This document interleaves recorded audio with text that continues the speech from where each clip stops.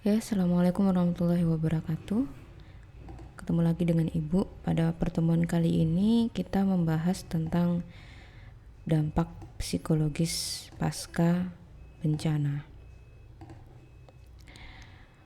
Nah, anak-anakku sekalian, kita sebagai seorang perawat ini merupakan kelompok terbesar dari tenaga kesehatan. Dan kita selalu berkomitmen dan kita sering sekali bekerja dalam situasi sulit dengan sumber daya yang terbatas, terutama memainkan peran penting kita saat bencana itu terjadi. Kemudian petugas-petugas trias dan penyedia layanan, koordinator perawatan dan jasa, penyedia informasi atau pendidikan, bahkan kita berperan juga sebagai konselor. Namun sistem kesehatan dan pelayanan kesehatan pada situasi bencana ini hanya berhasil bila seorang perawat itu memiliki kompetensi atau kemampuan untuk secara cepat dan efektif ini dapat merespon dari bencana. Nah, makanya pada pertemuan kali ini kita akan membahas mengenai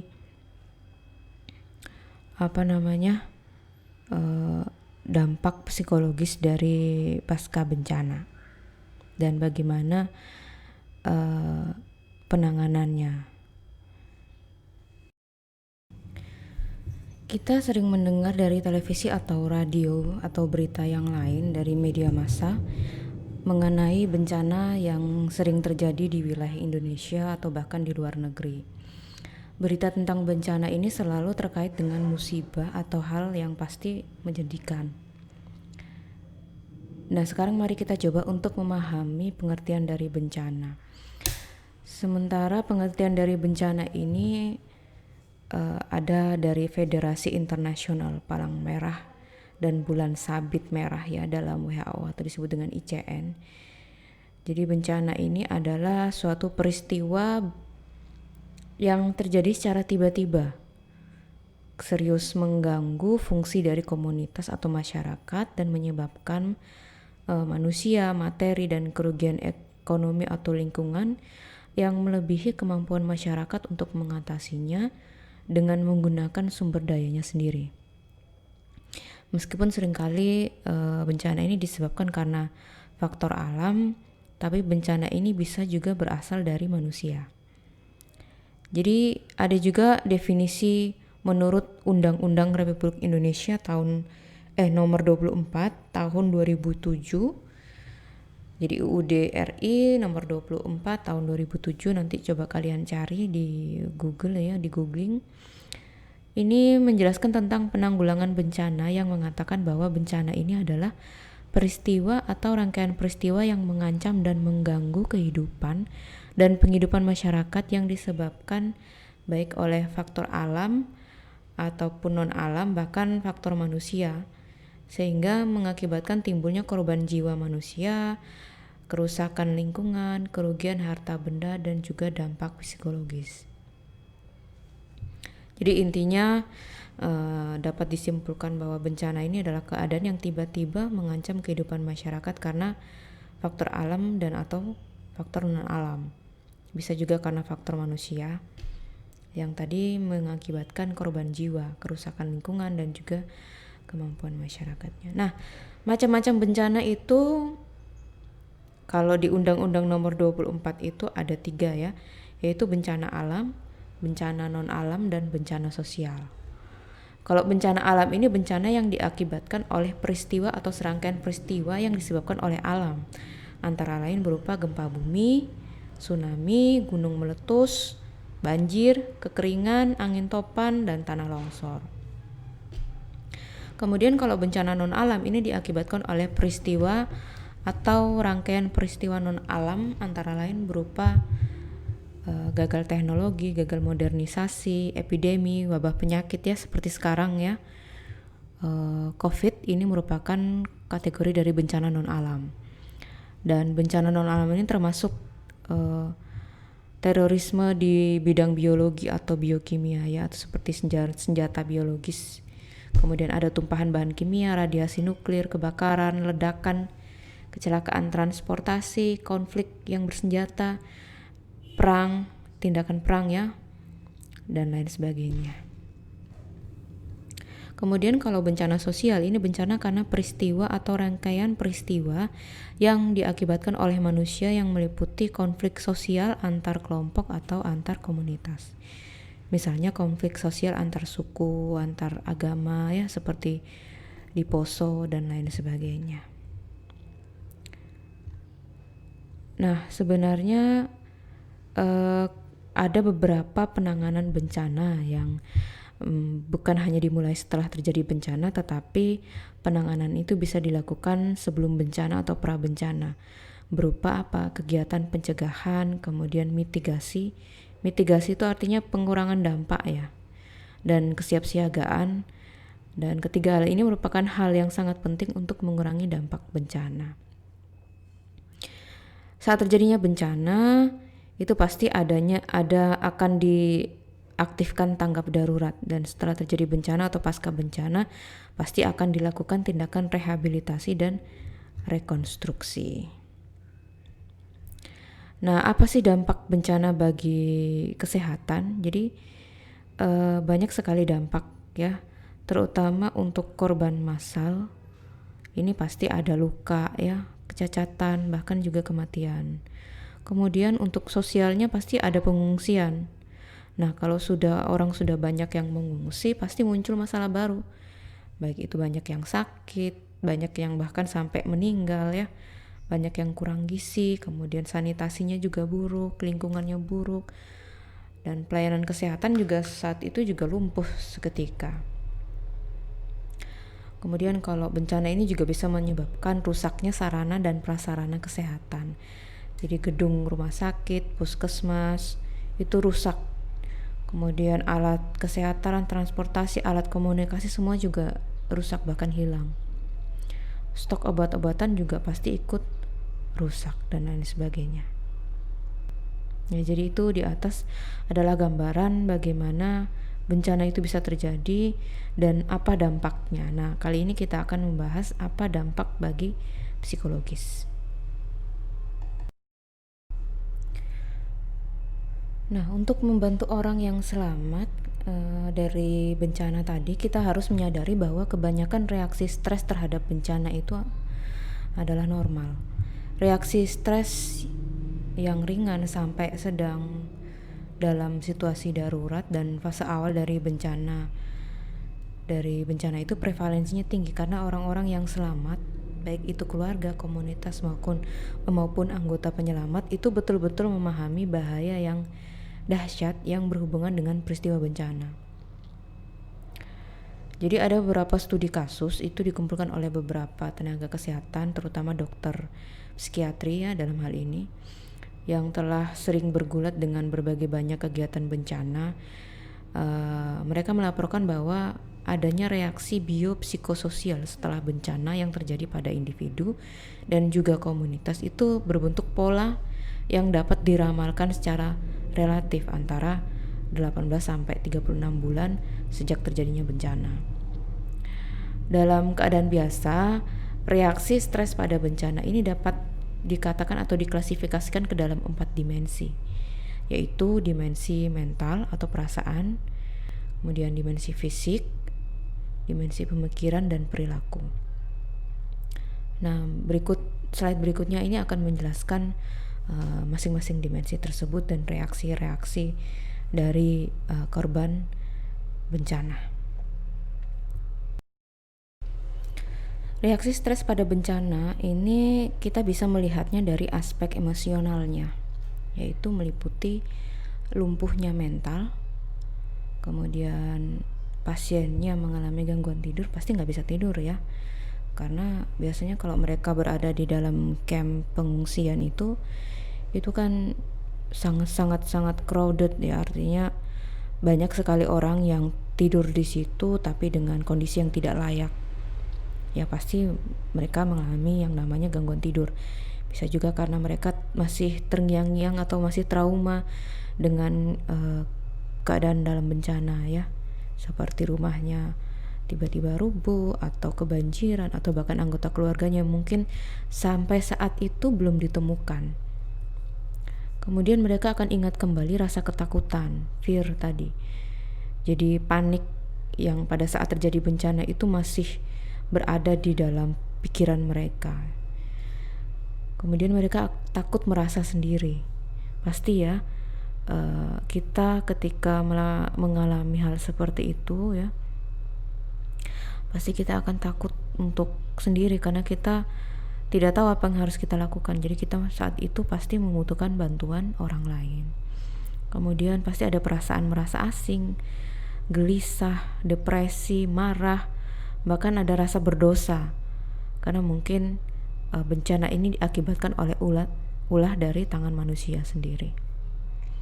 Dan bagaimanapun seorang manusia itu harus tetap bertahan hidup dalam kondisi apapun, terutama dia harus bisa survive dalam keadaan musibah seperti bencana ini.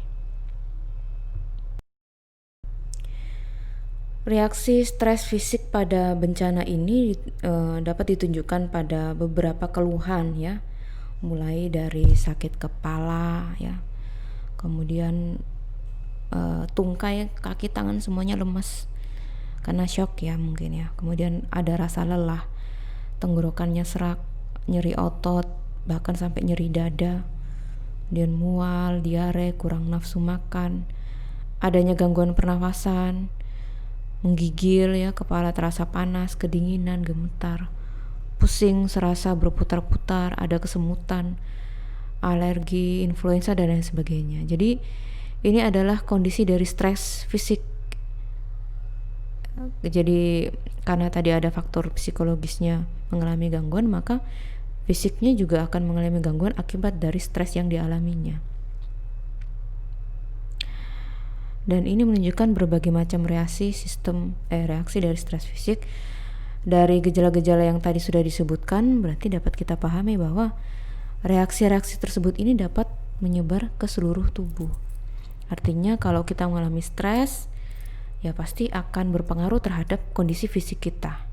Jangankan yang bencana, kondisi normal saja kalau kita stres pasti akan berpengaruh terhadap sistem pencernaan. Tiba-tiba mual, diare, dan lain sebagainya.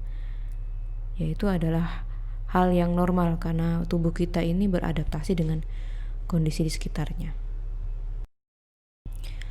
Untuk reaksi stres kognitif ini ciri-cirinya, gejalanya yaitu sulit untuk berkonsentrasi, daya pikirnya lumpuh, bahkan kacau atau bahkan apatis sudah.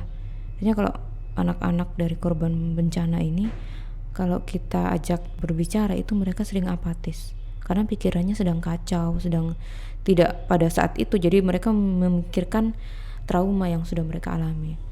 Bahkan ada yang kehilangan ingatan jangka pendek. Jadi lupa tadi awal kenapa kok, kalau kita tanya kenapa kok atau bagaimana kejadiannya saat bencana itu terjadi, itu biasanya lupa. Kemudian kemampuan mengambil keputusan dan pertimbangan juga pasti akan menurun. Pasti orang yang mengalami bencana itu dia tidak dapat menentukan pilihan dan urutan prioritas apa yang harus dia lakukan saat itu.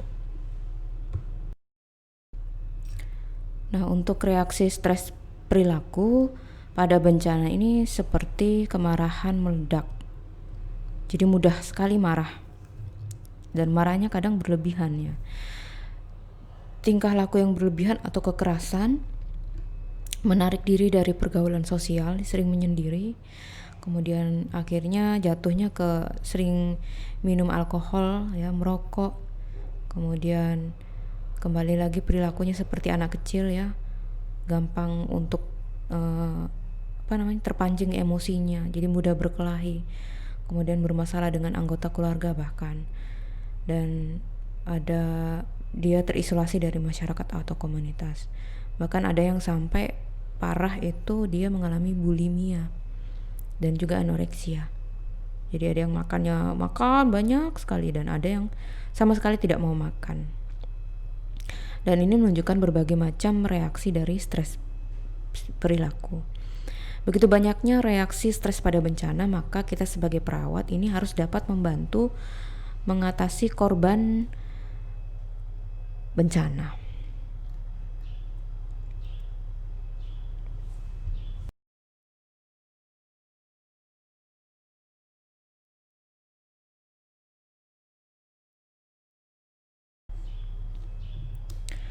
Nah, setelah mengetahui reaksi-reaksi tadi, lalu bagaimana penanganan terhadap reaksi stres tersebut? Ada beberapa hal yang dapat kita lakukan untuk mengatasi masalah stres pada bencana. Yang pertama, mungkin kita menceritakan pengalaman saat kita mengalami, ya, kalau kita mengalami bencana diri sendiri, kita menceritakan kisah kita, bagaimana kita bisa survive, bagaimana kita bisa keluar dari masalah itu, ya, bagaimana kita bisa mengajak yang lain untuk kita harus bisa move on, harus bisa kembali ke kondisi awal. Dan juga kita pastinya harus mampu listening, yaitu mendengarkan pengalaman dari orang lain. Karena menjadi pendengar yang setia itu sangat susah, ya. Kita lebih cenderung untuk bercerita, tapi untuk menjadi pendengar itu biasanya kebanyakan orang itu sangat sulit. Makanya kita harus memposisikan diri kita harus mendengar pengalaman dari saudara-saudara kita yang mengalami bencana. Jadi kita dengarkan mereka bercerita, mulai dari mungkin dari kisahnya yang bahagia dulu atau kisah sedihnya. Nah, itu kita dengarkan semuanya. Nah, ini orang psikiatri juga sering ini, ya, menggunakan teknik ini, yaitu kita meminta untuk korban tadi itu mencurahkan semua perasaannya.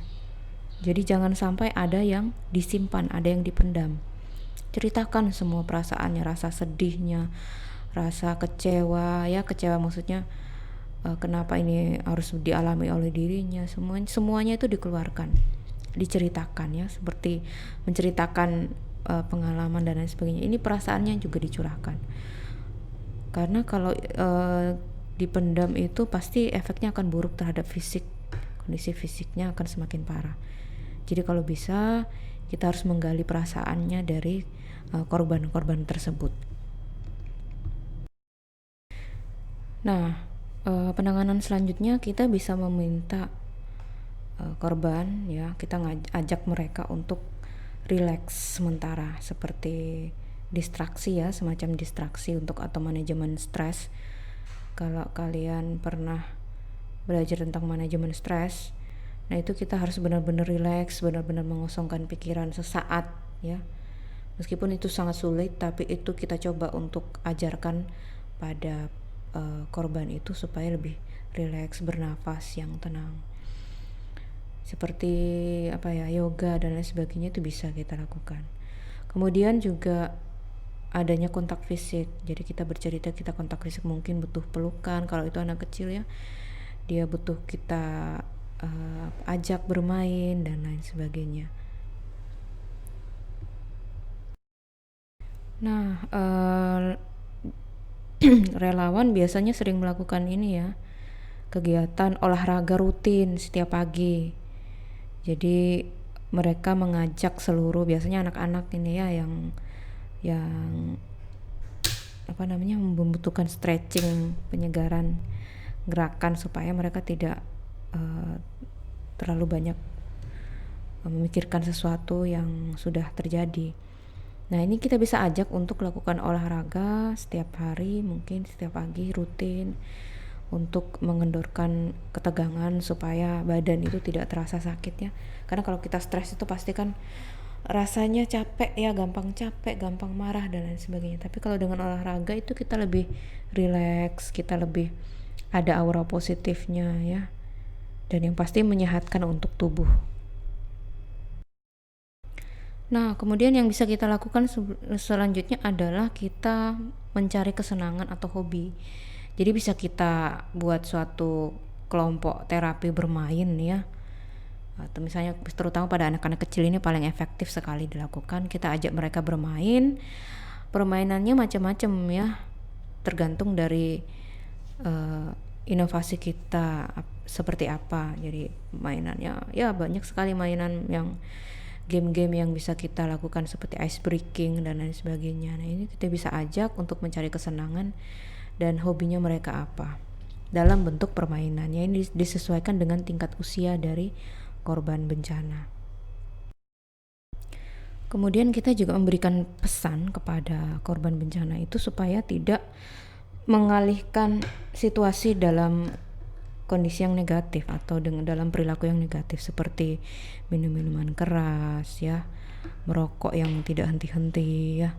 Nah, itu bisa kita ajarkan karena efeknya sangat buruk terhadap kesehatan. Nah, jadi itu hanya menghilangkan masalah secara sesaat aja, tapi tidak menghilangkan masalah secara seutuhnya. Jadi biasanya orang-orang yang depresi itu pasti larinya ke minuman keras, dan kita harus ingatkan itu, dan kita harus memberikan perhatian kepada mereka. Ya, kemudian juga selain yang penanganan yang sudah disebutkan, nutrisi itu juga sangat penting ya. Makanya kalau orang-orang yang mengungsi ya, di tempat pengungsian itu mereka tuh harus punya dapur pengungsian. Jadi di dapur itu nanti para relawan itu akan membantu memasak ya, dan memberitahukan informasi tentang makanan-makanan yang mengandung gizi yang seimbang di situ. Jadi penting sekali di tempat-tempat pengungsian itu kita memberikan bantuan berupa makanan, dan makanannya harus pastikan bahwa makanannya harus benar-benar seimbang. Jadi ada buah-buahan, sayuran, ada yang mengandung protein, vitamin, mineral, air, semuanya harus ada. Ya, kalau untuk karbohidrat, kebanyakan itu karbohidrat yang ada ya tidak masalah ya untuk sebagai cadangan energi bagi mereka. Tetapi gizi yang seimbang juga penting. Sebagaimana kita orang normal, ya kita memerlukan gizi seimbang untuk bisa melakukan aktivitas sehari-hari, untuk menghasilkan energi sehingga kita bisa lebih fokus terhadap suatu hal. Jadi kembali lagi, nutrisi gizi yang seimbang juga salah satu penanganan yang efektif untuk menangani reaksi stres. Nah, selanjutnya kita mengajak bersama-sama kepada seluruh lapisan masyarakat yang terkena bencana untuk membuat suatu perencanaan. Apa yang mau kita rencanakan ke depannya? Apakah kita mau tetap terpuruk, sedih terus ya, maksudnya dalam fase berduka terus, atau kita harus bangkit dari keterpurukan? Artinya kita harus membangun kembali fasilitas-fasilitas yang ada, yang pasti dengan bantuan pemerintah dan juga LSM, lembaga setempat, tokoh masyarakat dan lain sebagainya. Jadi yang paling penting ini membuat perencanaan kembali apa yang harus kita lakukan selanjutnya. Kemudian tidak memaksakan diri. Kalau memang tidak ada fasilitas yang memadai, ya jangan langsung memaksakan, oh saya harus bangun sekolah yang bagus, mumpung ini lagi bencana, saya langsung bangun yang bagus sekali karena sebelumnya memang sudah jelek sekolah. Tidak seperti itu ya, paling tidak fasilitasnya itu ada dulu. Mengenai itu akan maksimal digunakan itu adalah urusan belakang ya. Paling tidak harus ada dulu sehingga bisa cepat move on ya, artinya bisa cepat kembali normal seperti sedia kala. Nah, kemudian juga kita mengingatkan bahwa jangan sekali-kali punya perasaan atau punya pikiran bahwa ini adalah salah diri kita sendiri. Ya, jangan menyalahkan diri sendiri, karena kalau kita sudah punya pikiran kita menyalahkan diri sendiri, pasti stres itu akan bertambah. Kita akan mengurung diri, kita akan menarik diri ya, lama-lama mengalami gangguan jiwa. Halusinasi muncul, perilaku kekerasan muncul, mudah marah dan lain sebagainya. Jadi kita harus memberitahukan bahwa korban tidak menyalahkan diri sendiri, bahwa ini sudah ketentuan dari Tuhan Yang Maha Esa. Kemudian tidak menanggung kesedihan sendirian. Jadi kalau bersedih itu jangan sendirian, ya harus sharing. Makanya tadi ada mengungkap perasaan ya, perasaan itu jangan dipendam. Ini ada kaitannya dengan ini supaya tidak menanggung kesedihan sendirian. Nah, ini hal yang bisa kita lakukan ya, meminta pertolongan.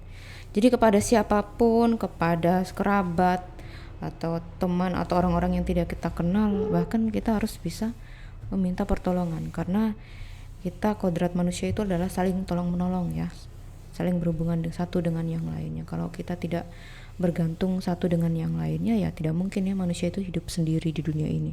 Pasti kita butuh pertolongan, dan penanganannya salah satu adalah meminta pertolongan bagi orang yang mampu untuk membantu kita. Nah, setiap orang pada siklus bencana ini memberikan respon psikologis yang beragam. Bagaimana kita bisa mengetahuinya? Kita bisa tahu dari fase-fase respon psikologis individu dan masyarakat yang terkait dengan bencana. Jadi sebenarnya ada gambar respon psikologis ya. Nanti kalian bisa googling saja respon psikologis terkait bencana di internet ya.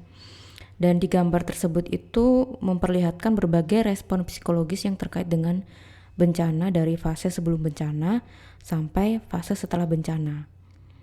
Respon psikologis individu dan masyarakat terkait bencana ini melewati fase yang pertama itu fase pre-disaster, kemudian fase impact, fase heroic, fase honeymoon, fase disillusionment, fase rekonstruksi.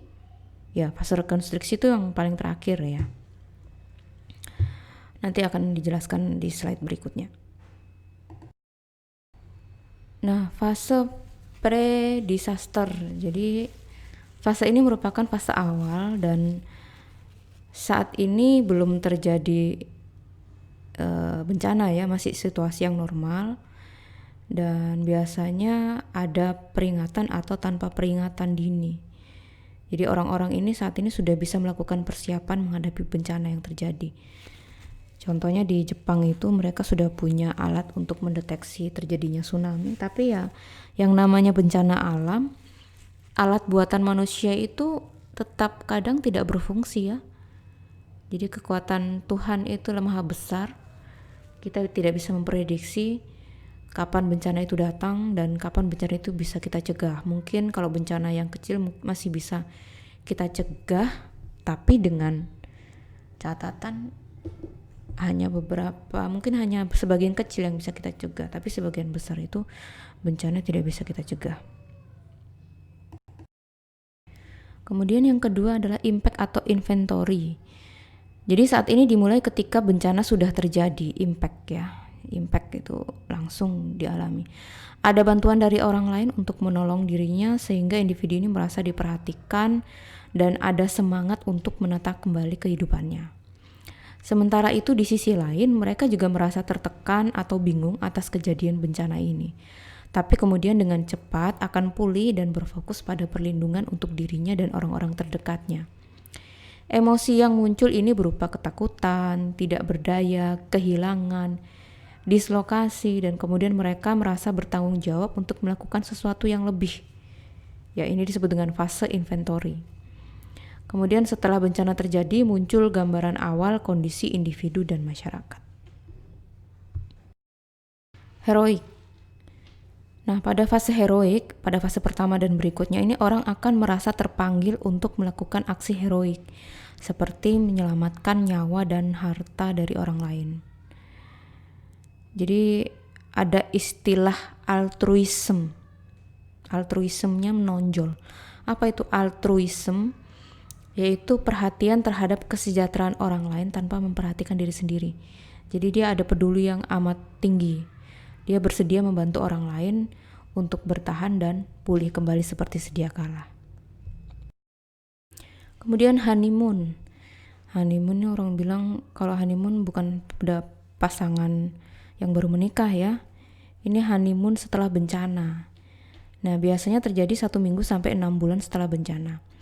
Untuk yang terkena langsung, biasanya ada strong sense akan bahaya lain. Jadi mereka sudah punya feeling, sense itu feeling ya. Feeling yang kuat. Kalau suatu saat bencana itu akan terjadi, dia punya feeling, jadi dia merasakan, hal ini sepertinya sudah pernah saya rasakan. Dan komunitas biasanya ada kohesi, ada ketergantungan dan ada kerjasama untuk pulih kembali. Nah, pada fase ini biasanya bantuan sudah mulai lancar dan ada harapan yang tinggi untuk cepat pulih. Dan emosi yang muncul pada fase ini yaitu emosi rasa bersyukur, kemudian ada muncul harapan-harapan yang baru. Nah, fase yang kelima ini disebut dengan disillusionment. Biasanya dialami selama 2 bulan sampai 2 tahun ya setelah bencana. Dan realita pemulihan ini sudah ditetapkan.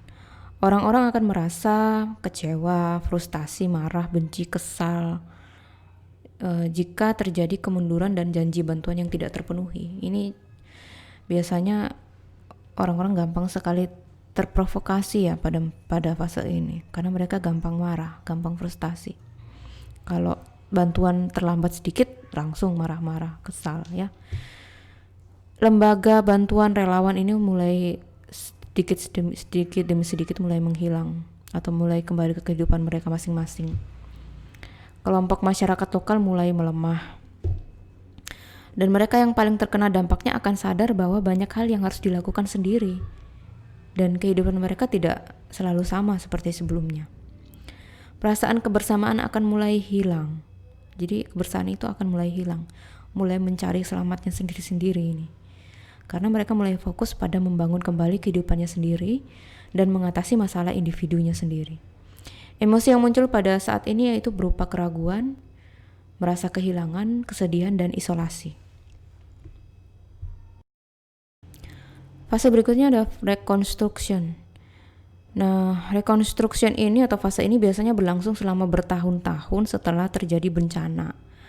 Jadi mereka akan bertahan mempunyai fokus perhatian pada membangun kembali rumahnya yang sudah hancur, kemudian bisnisnya yang sudah hilang entah kemana ya, kemudian ladangnya, kehidupannya, ya itu mereka akan mencoba untuk membangun kembali.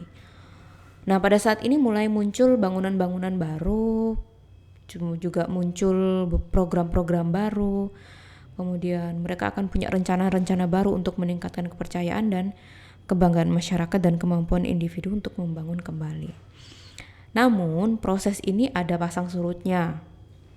Misalnya ada peristiwa-peristiwa lain yang memicu reaksi emosional atau kemajuan yang tertunda. Nah, anak-anakku sekalian, berarti sampai di sini bisa kita pahami bagaimana respon psikologik individu dan masyarakat menghadapi bencana. Jadi setiap individu ini memberikan respon yang berbeda-beda dalam menghadapi bencana. Sehingga dampak psikologis akibat bencana ini dapat kita kategorikan menjadi 3, yaitu distres psikologis ringan, distres psikologis sedang, dan distres psikologis berat. Nanti akan disampaikan di slide berikutnya.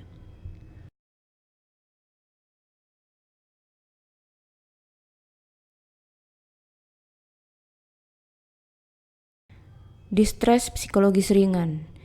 Nah, individu pada distres psikologis ringan ini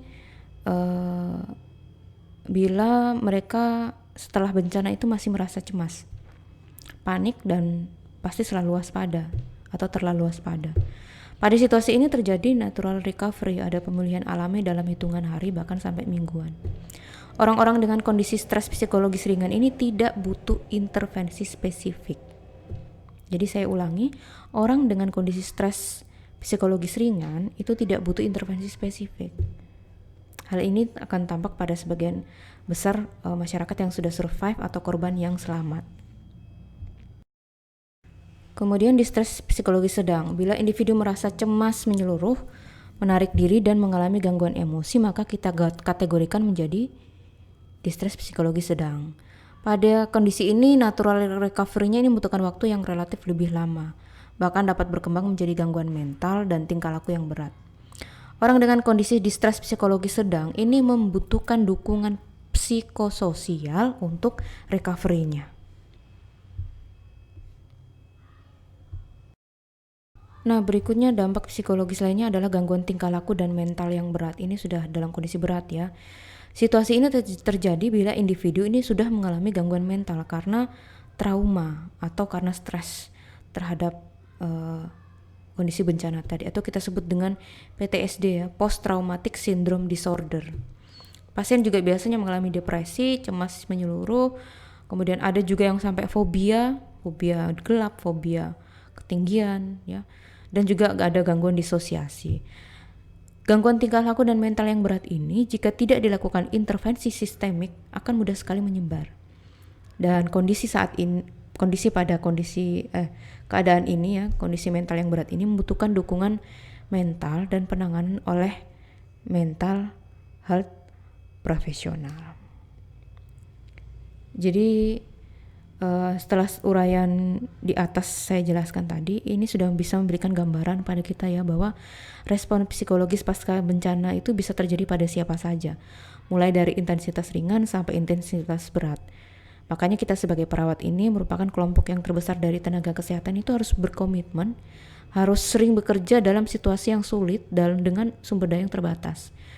Kita perlu memainkan peran penting kita ketika bencana itu terjadi. Ya, jadi kita harus bisa berperan sebagai petugas triase, sebagai penyedia layanan, sebagai koordinator perawatan, jasa ya. Kemudian kita harus bisa menyediakan informasi atau pendidikan bahkan konselor. Nah, apa sajakah prinsip dasar dalam penanganan masalah psikologis? Nah, nanti pada slide-slide berikutnya akan ada prinsip dasar dalam penanganan menghadapi respon psikologis pasca bencana. Jadi menurut WHO itu ada beberapa hal yang harus kita pahami dan kita persiapkan terlebih dahulu sebelum menangani masalah psikologis pasca bencana. Yaitu yang pertama, pasti lakukan persiapan sebelum emergensi, meliputi menetapkan sistem koordinasi, kemudian harus menyusun rencana darurat dan melakukan pelatihan-pelatihan yang ini akan pasti berguna bagi kondisi-kondisi saat bencana. Kemudian harus melakukan asesmen. Asesmen di sini maksudnya menilai kualitatif dan kuantitatif terhadap kebutuhan psikososial dan kesehatan mental. Harus dikaji terlebih dahulu ya di sini. Kemudian langkah yang ketiga, prinsip yang ketiga yaitu mengupayakan kolaboratif dengan tim kesehatan yang lain. Jadi kita tidak bekerja sendiri ya, harus tetap ada kolaborasi. Misalnya kita membutuhkan ahli terapi, ahli gizi dan lain sebagainya. Kemudian harus terintegrasi dalam primary healthcare. Jadi terintegrasi dengan rumah sakit yang ada di sekitar lokasi bencana. Harus mampu memberikan akses pelayanan untuk semuanya. Kemudian kita harus menyiapkan pelatihan dan pengawasan yang ketat. Kemudian kita juga harus merumuskan perspektif jangka panjang dalam penanganan. Kira-kira jangka panjangnya apa yang harus kita lakukan, apa yang harus kita benahi ya, supaya tidak terjadi hal yang sama. Kemudian baru kita tetapkan indikator dalam pantauan atau monitoring indikator.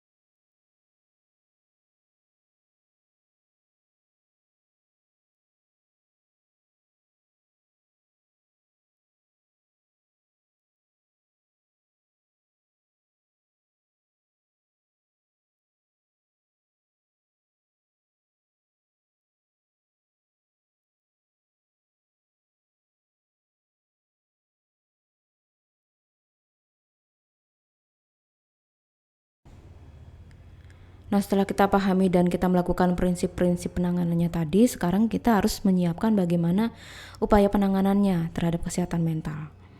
Jadi dalam menangani dampak bencana terhadap aspek kesehatan mental ini diperlukan dua intervensi utama, yaitu intervensi sosial dan juga intervensi psikologis dan psikiatris. Nah, untuk intervensi sosial ini harus tersedia akses terhadap informasi yang bisa dipercaya dan terus-menerus mengenai bencana dan upaya-upaya yang berkaitan. Jadi memang harus ada informasi ya yang bisa kita akses atau masyarakat awam akses untuk mengetahui bagaimana caranya menangani atau mengetahui adanya bencana. Kemudian memelihara budaya dan acara-acara keagamaan seperti upacara pemakaman. Tersedianya akses sekolah dan aktivitas rekreasi normal untuk anak-anak dan remaja. Kemudian ada partisipasi dalam komunitas untuk orang dewasa dan remaja, keterlibatan jaringan sosial untuk orang yang terisolasi seperti anak yatim piatu, bersatunya kembali keluarga yang terpisah, ada shelter, ya tempat penampungan sementara ya shelter ini, dan organisasi komunitas yang tidak punya tempat tinggal, keterlibatan komunitas dalam kegiatan keagamaan dan fasilitas masyarakat lainnya. Jadi itu adalah bentuk-bentuk intervensi sosial. Nah, kemudian intervensi psikologis dan psikiatrik ini kita harus memperhatikan terpenuhinya akses untuk pertolongan pertama terhadap psikologis pada pelayanan kesehatan dan di komunitas juga, terutama untuk orang-orang yang mengalami distress mental akut. Kemudian kita harus mengutamakan tersedianya pelayanan untuk keluhan psikiatrik di sistem pelayanan kesehatan primer. Kemudian kita harus melakukan penanganan yang berkelanjutan untuk individu dengan gangguan psikiatrik yang sudah ada sebelumnya. Pemberhentian medikasi tiba-tiba ini harus dihindari.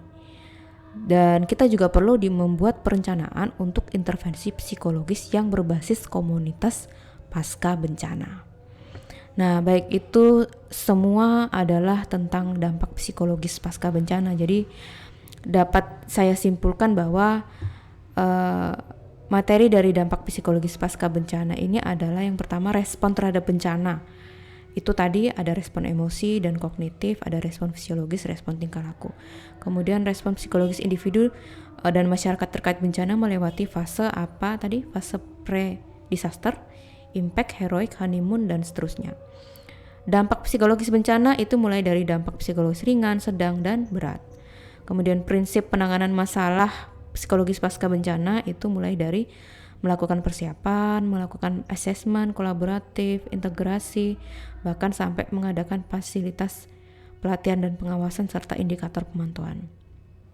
Dan yang terakhir tadi kita bahas yaitu dalam menangani dampak bencana terhadap aspek kesehatan mental diperlukan 2 intervensi utama, yaitu intervensi sosial dan juga intervensi psikologis atau psikiatrik. Nah, baik itu adalah materi kita hari ini. Semoga materi ini bermanfaat dan kita akan ketemu berikutnya dengan materi tentang manajemen bencana. Terima kasih atas perhatiannya. Wassalamualaikum warahmatullahi wabarakatuh. Sampai ketemu lagi di pertemuan selanjutnya. Selamat sore.